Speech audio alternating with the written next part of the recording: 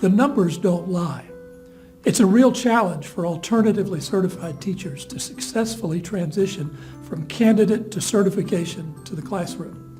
While the cost may vary depending on geography, there's also no denying that it costs a lot of money to replace any teacher who leaves the profession. It would be exciting to bring my skills and resources to a team that not only has a mandate to train exemplary educators, but also has the resources and the passion to make it happen. That makes the work of the certification department important to both the candidates and the districts that it serves. Because I believe that relationships are at the heart of any coaching or mentoring-based program, one of my priorities during the first 30 days as a teacher certification coach would be to establish connections with each current candidate by having some form of face-to-face experience. For interns and those completing clinical assignments, this would include campus visits that are unrelated to supervisory observations. A second 30-day priority would be to strengthen connections with ESC 11 employees who work indirectly in support of the goals of the certification department. Thirdly, this would seem to dovetail with the timing when the department is putting the finishing touches on planning the pre-assignment sessions for the spring cohort. Finally, this is also a time to ask a lot of questions and to become very familiar with the day-to-day working of the department.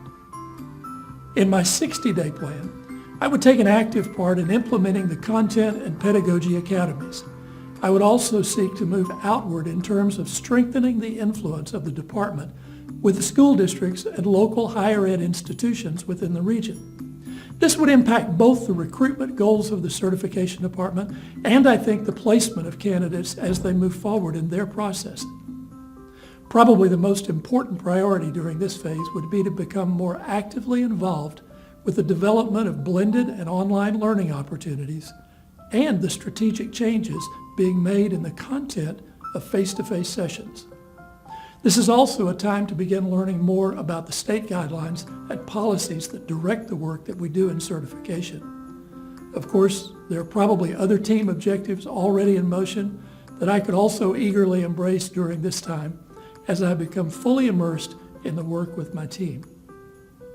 At its best, a classroom is a complex ecosystem filled with students who bring a variety of challenging circumstances to the learning process.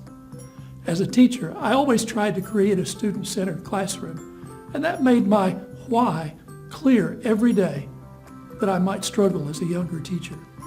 As an instructional content coach here at the Service Center, I also seek to bring this sense of student-centeredness to my coaching because my role isn't just about developing better teachers, apart from how that impacts the students in their classroom. As a teacher certification coach, that sense of student-centeredness would evolve and influence the role that I would have, helping certification candidates establish that sense of their very own why.